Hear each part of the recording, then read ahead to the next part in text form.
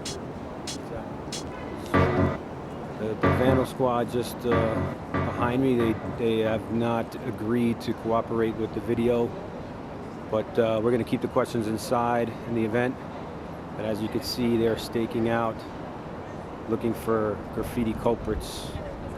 Peace.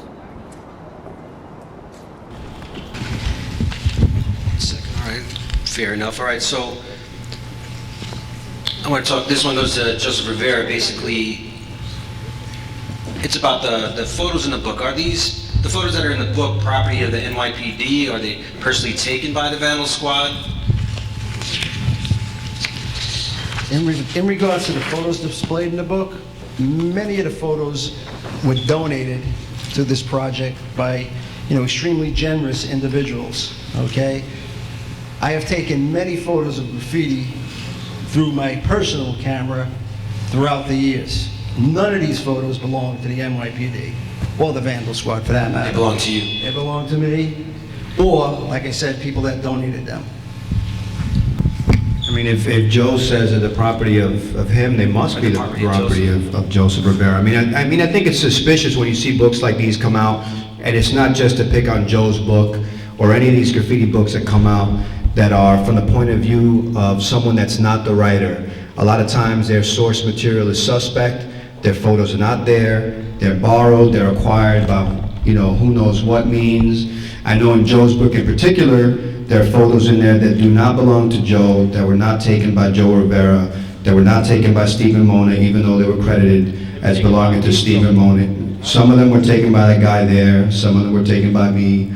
So it's curious how they ended up in the book without our permission. But I guess it happens. It's not the first time that it's happened. I've seen it happen with other publications, with magazines, things circulate, people steal from each other, cops steal from the people that they collar. It's how it happens. Property gets lost. So I would imagine these photos, must have been acquired by those means. Is it right? I don't think it's right. I think it's a copyright violation. I want to go back to something there, young man. When a person is arrested and he has some of them filmed on him or undeveloped or developed, that's all vouching, and that's not what was in the book. No, I'm aware of that. Thank you. And even when the book is put out by a former police officer, there's still copyright violations. So it's kind of funny business. Yeah, you guys have all the good photos, man. Okay, I want to keep it on the panel. For a sec. All right, so next question I want to go to, that pretty much covers that.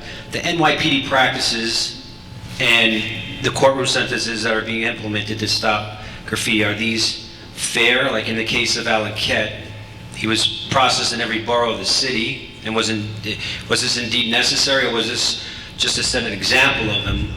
You want to get that first? Yeah. To the community? There is one topic which everyone wants to discuss: the tactics that were deployed by the Transit Vandal Squad.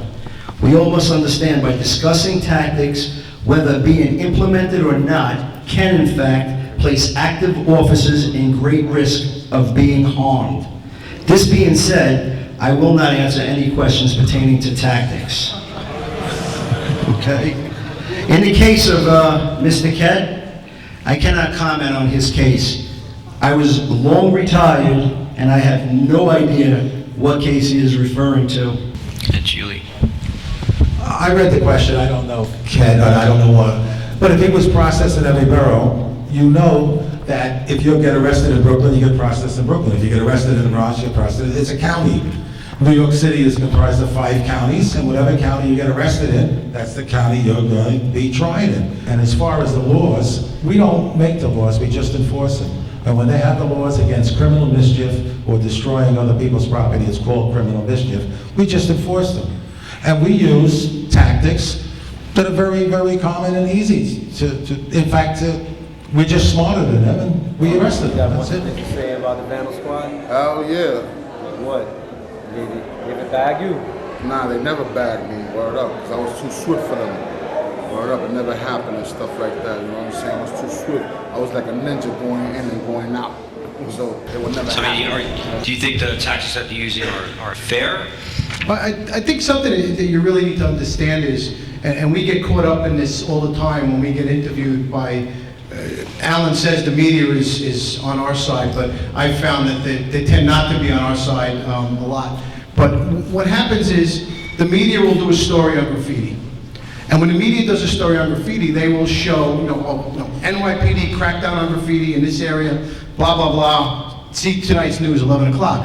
And then the story is dishonest only because what they show is pieces. And I think we need to separate graffiti from the illegality of it. Because quite frankly, if people did graffiti legally, if they did permission, or they have permission of the owner, or they did it on canvas, we wouldn't be here. We get caught up in this, well, haven't you seen graffiti that you think is artistic? We're not, and I'll paraphrase from Style Wars, we're not art critics, we're cops. Did you have permission? No, you committed a crime.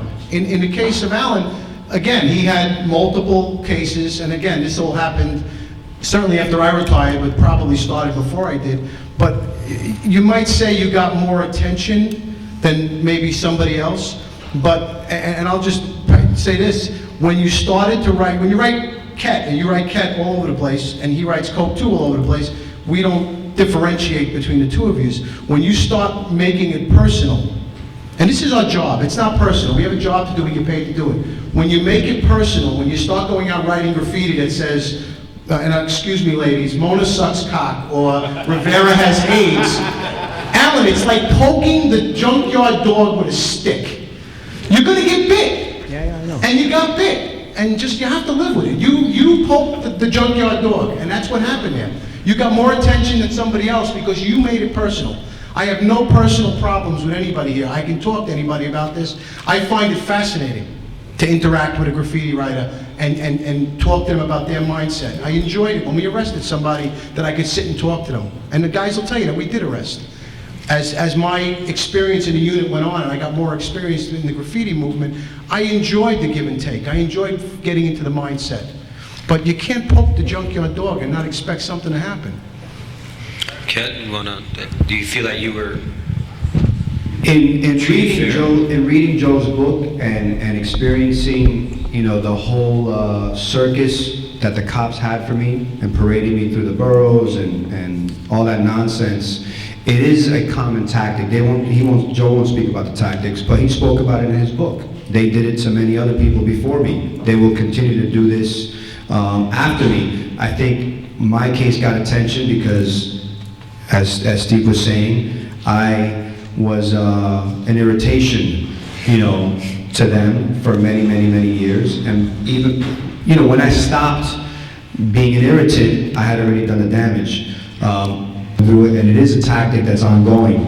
People aren't aware of it, the nuances of New York having separate counties and people being charged and paraded around because the charges are separated. So I don't think that part of it was personal. I think it's them doing their job. The personal thing was maybe having, reporters in the courtroom waiting for me and trying to embarrass me in my house, sending 8 squad cars or whatever they did. That's a little bit personal. Thank you for acknowledging that we are working within a system that has 5 boroughs, and a lot of people don't realize that. We can't arrest you in Brooklyn and process you for something you did in Queens, because every DA wants their piece of the action, so to speak. It happens to graffiti writers, it happens to robbers, it happens to everyone that's been arrested. We don't have the ability, and you can call it a tactic, but it's more working within the system. We don't have the ability to take you into Queens and say, oh, by the way, he's got a case in Brooklyn, would you prosecute it for us? They're not going to do it. And the Brooklyn DA is going to say, hey, no. I want that guy over here, especially if, he's gotten some notoriety, whether the notoriety was deserved or not. Yeah, I think that's the worst thing that I experienced and that I realized is that the ADAs or the DAs are attention whores. They're trying to get a feather in their cap, a little promotion, an extra bonus or whatever, so they're very thirsty for blood, or a cop. They're very thirsty for blood, they're very thirsty to get some type of recognition, even though it's bullshit recognition. But, that's what, everybody's doing their job at the end of the day, and everybody's doing it to the extreme. Everybody's trying to get noticed just like us.